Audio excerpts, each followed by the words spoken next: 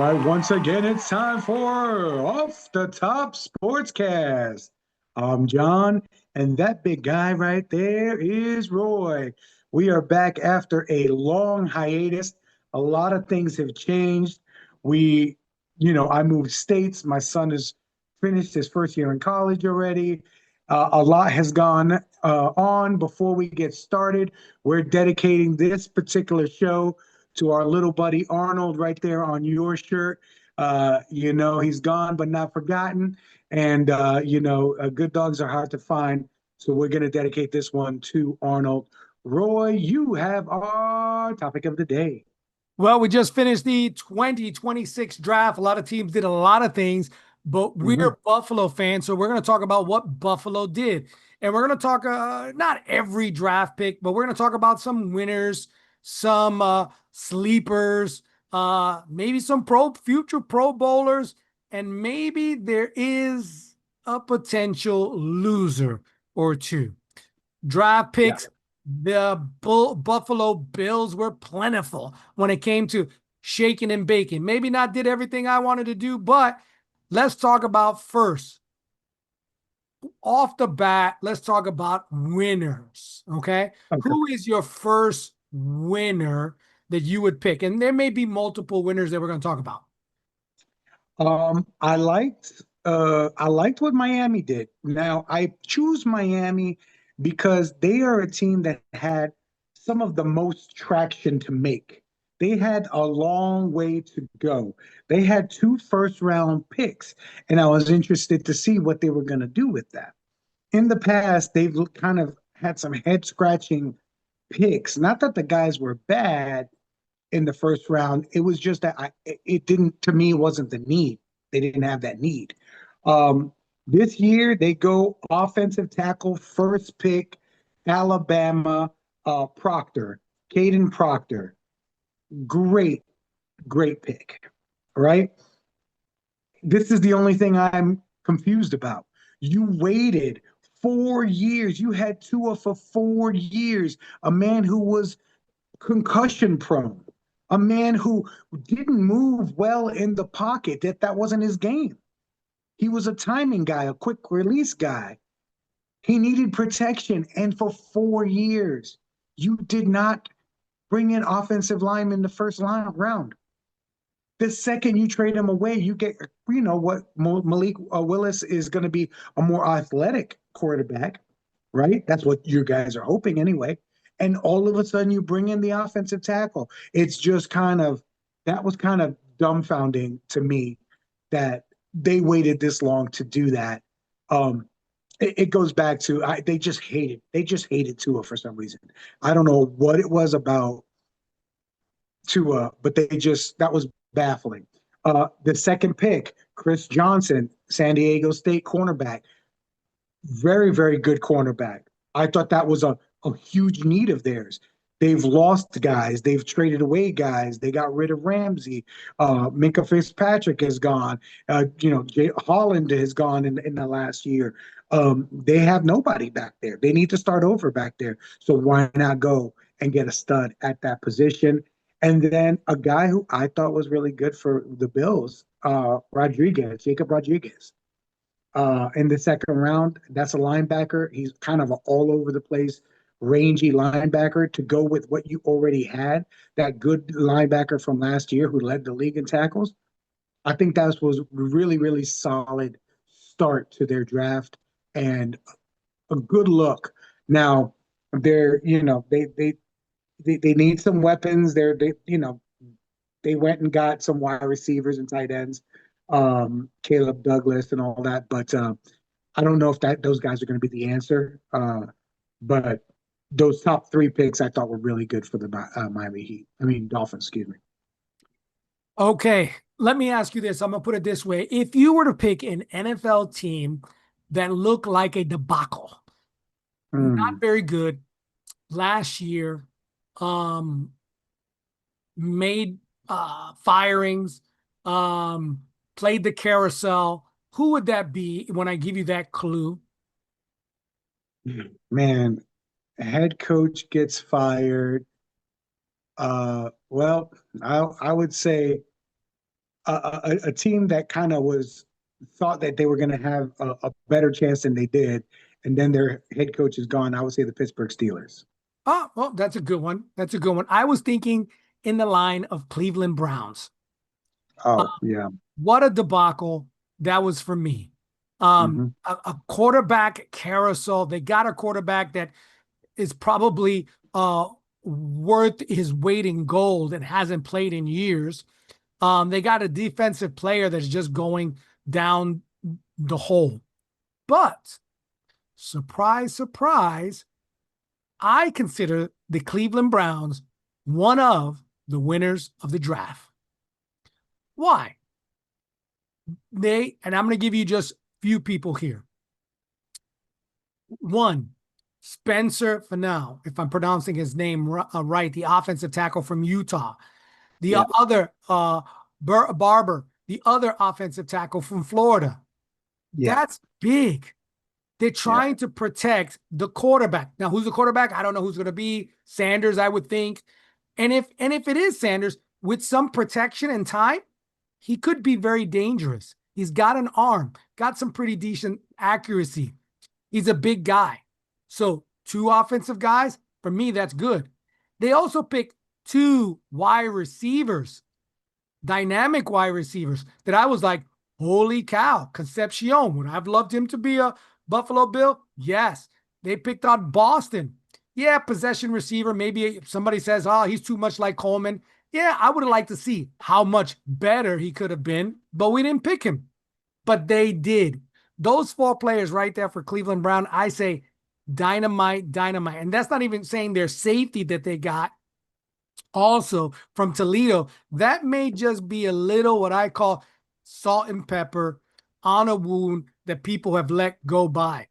I think he's going to be a winner for them. So I would say number one, it's going to be the Cleveland Browns, hands down for me. Shock, shock. But they are one of the winners of the NFL draft. Yeah, I liked what Cleveland did. I love those two wide receivers. I thought Buffalo was going to pick Boston on day two. I thought that was going to be our first pick. Um, the problem with Cleveland is, there are rumors um, that their quarterback, who is long lost and we thought would never play for Cleveland again, Deshaun Watson is leading the room right now. This is now, and they, you know, hilariously drafted a quarterback this year. So that brings their total of quarterbacks to four, at the very least right now. Um, I just don't know what they're doing with that position. Um, it's kind of one of those things like, we know Deshaun Watson is supremely talented, or he was.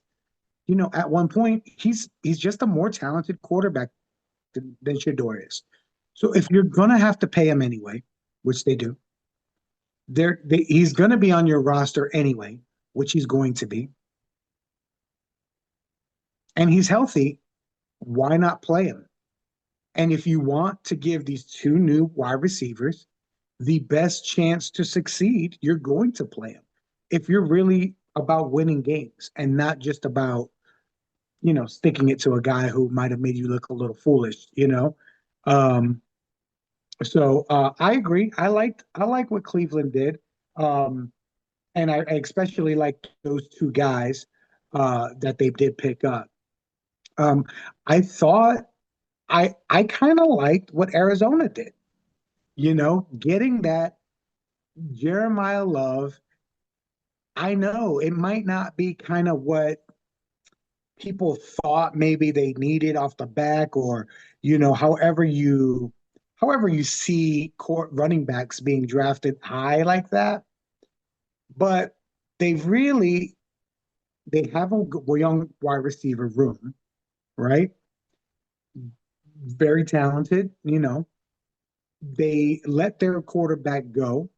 They got Jacoby Brissett in there. They're going to have to start over at quarterback. That's not even an option. That's not a question. Why not give yourself the best player in the draft which nobody was arguing. Everybody said the best player in this draft was Jeremiah Love. And when you need everything, you just go for the best guy. So, I understand like they could have maybe tried traded back or whatever, but like when you need everything, go get the best guy. They got Jeremiah Love. They went and got the center or the guard from Texas. I believe he's kind of probably transition over the center eventually. They went and got Carson Beck from Miami. We'll see. Carson Beck's been in a lot of systems, um, and has done well in basically every place he's gone. Um, and so we'll see about that. And then, I don't know, about these other guys. They're kind of lower on the totem pole. Reggie Virgil, I don't really know anything about him. Texas Tech, um, a linebacker, and then another offensive tackle in the seventh round. So, they're filling up their rosters. They're trying to fill up holes. They knew that they didn't have the kind of draft um, capital to get like all the way good. You know, I mean, I think that's kind of one of the things that we don't talk about Cleveland and Miami. They had two first round picks and two second round picks. That will get you better in a hurry. You know what I mean? But I like that Arizona went and said, I'm going to go get the guy. And I think Jeremiah Love is going to be good for a long time for them. I think so too. I think you had to pick him. Yeah. I think you couldn't look past him. You didn't need a wide receiver. But I think it was the best pick for them. I think the guy is a difference maker. And Yeah. I think you're going to see it. I think we're going to see it this year with Love. I liked him a lot, and he wasn't going to go far. And listen, man, we all know what happens to young running backs that go into bad teams. A enter Saquon Barkley. What happened to him? Look what happened to Bijan Robinson. For the first couple of years, he was just kind of swallowed up at Atlanta. But look at him now. He's everything in Atlanta. You know, Sean, what was his name last year for the Raiders? Oh, their first round pick. Yeah, Gentry, right? Yes. So, so he got swallowed up last year, but that's not the point. You get the guys in the system, especially if you're a team that has a problem getting free agents, right? And I would say Arizona's in that camp. Um, you know, you get the guy when you can get him. Hopefully, you can grow his talent, and you have the first opportunity to sign him to a big contract, and that's how you accumulate talent. You keep him. You Yeah. know what I mean? So I thought that was such a smart move by Arizona. Any let's talk about a little bit maybe about a team or player that you felt is not going to do potentially the best. I'll start it off. I'm talking about the team, which I think the team missed. Um, they drafted like they were trying to what's that game? Cornhole. Like they were throwing bean bags at a cornhole and they were hoping it would hit. And that is the Saints. I think Yes. the Saints, their first round pick, their second and third, all these players that they picked. Again, I'm not saying their first round pick, good player. The guard that they picked up from offensive guard from Alabama, Booker, but I don't know if he was. If that was the player to pick at that point. Everyone else that they picked, a linebacker in Georgia, Walker, running back Texas Tech, again reaches. If they hit, great, but really on the scale on all those guys, they probably picked them a little too early. So with that said, I say Saints back where they are again, going nowhere. Yeah, they needed a lot. They needed. I'm not. I don't understand why they haven't torn the team apart. Uh, There should be nobody left that was a starter on that team. They should have traded Chris Olave while they had the chance, trade him high. They should have let the running back go. They should have let Jordan go. Finally let him go to free agency, just walk. They should let everybody go and then start over. It does not make sense. They continuously think, and they are closer than they seem to be because they're in a really bad division. That division's been struggling forever, right? So it makes it seem like they're closer to winning the division than they are, but in reality, they're closer to winning zero than they are to winning anything in the NFL. A team that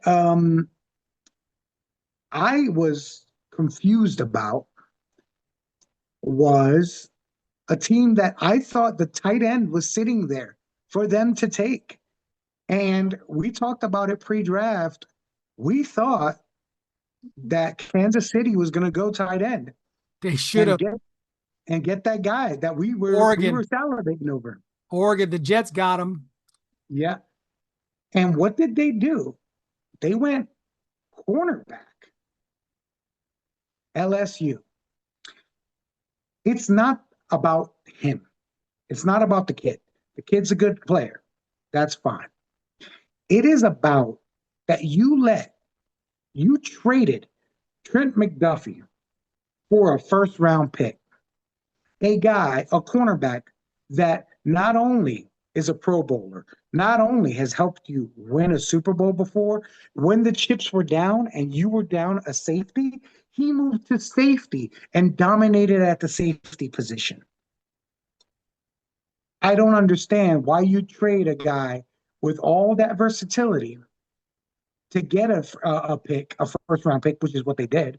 They got that first-round pick from that they turned into the defensive tackle, Woods, which, okay, Woods, nice player, Clemson, a disruptor. But they got a defensive tackle that never comes out the game. He's a four-down tackle. You just paid him a whole bunch of money. He ain't going nowhere. He's not retiring in the next 2-3 years. I don't know if defensive tackle was the need. So, but then you pick one up in the first round, and then you traded one away. You traded a guy who knew your system and was a great player for a question mark player at a young player.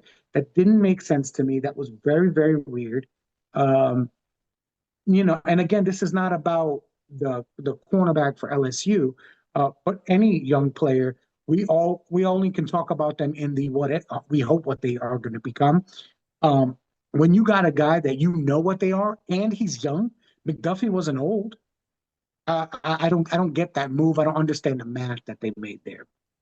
Yeah, I'm with you too. It just didn't make sense. But John, we're talking about a lot of different teams. There's always going to be more to the team. We're so excited to be back, talking football, talking sports, off the top sportscast. This year that we're going to bring it and bring it hard. Many people have been looking where we are, but we're back. We're back. That's right. Solid. We're going to be stronger than ever. We're going to be talking about a lot of different things and trying to get even more engagement, bringing more people on this year. So, John, what is our favorite and number one saying every time we end the show? Talk to a stranger about sports today.